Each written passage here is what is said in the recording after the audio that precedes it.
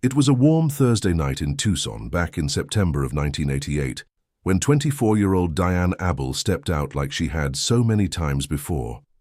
She was a quiet, focused accounting major at the University of Arizona, the kind of student who kept her head down and got things done.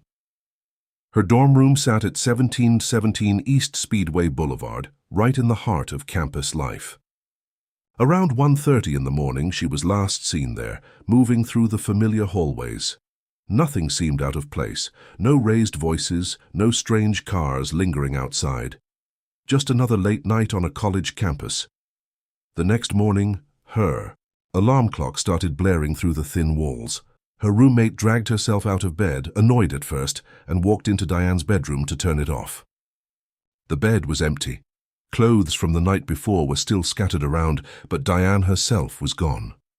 Her purse sat on the dresser, wallet inside, keys right beside it. Everything she would need to leave on her own was still there. She hadn't taken anything with her. The roommate felt that first cold twist of worry in her stomach. She called around. No one had seen her. By mid-morning, friends and family were on the phone with University of Arizona campus police reporting her missing. A young woman had vanished from her own dorm room without a trace. The night before, Dianne had been out at the Bum Steer Bar on 1910 North Stone Avenue. It was a loud, crowded place packed with students blowing off steam.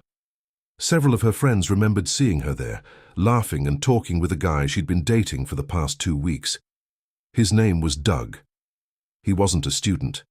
He told people he was just visiting Tucson, staying with his brother Dave.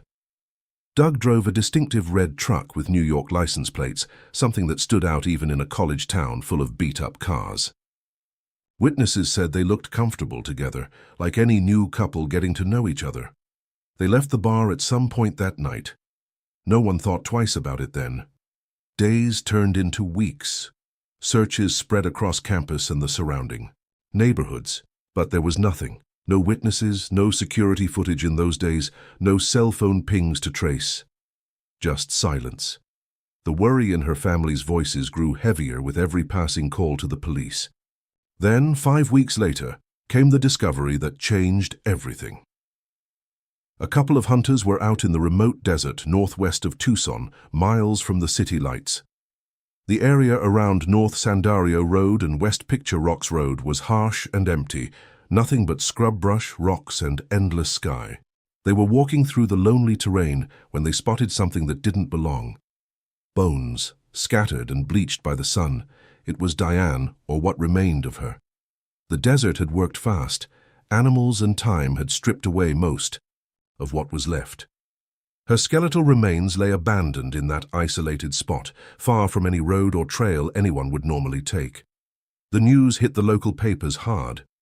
Sketches of Doug started circulating everywhere, rough drawings based on descriptions from the people who saw him at the bar. He had a certain look, nothing too remarkable at first glance, but distinctive enough that police hoped someone would recognize him.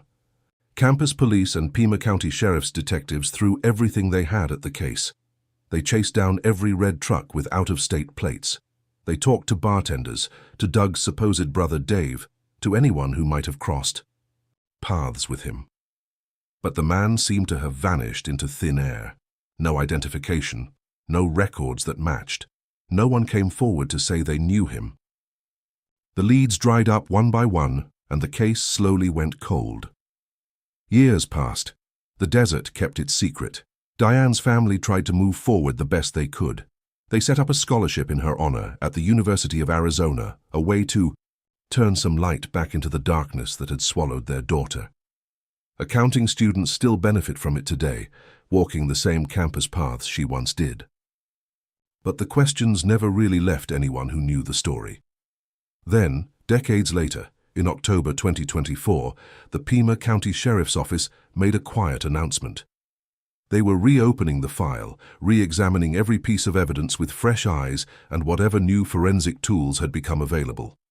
Cold case detectives started digging again, hoping that time or technology might finally reveal what really happened that September night in 1988. Who was Doug, really? Where did he go after that night at the bar? And what exactly unfolded in those dark hours between the moment Dianne was last seen at her dorm and the day her remains were found in the desert? The red truck with New York plates disappeared along with him. The answers are still out there, buried somewhere in the silence of the Tucson desert, waiting for someone to finally bring them into the light.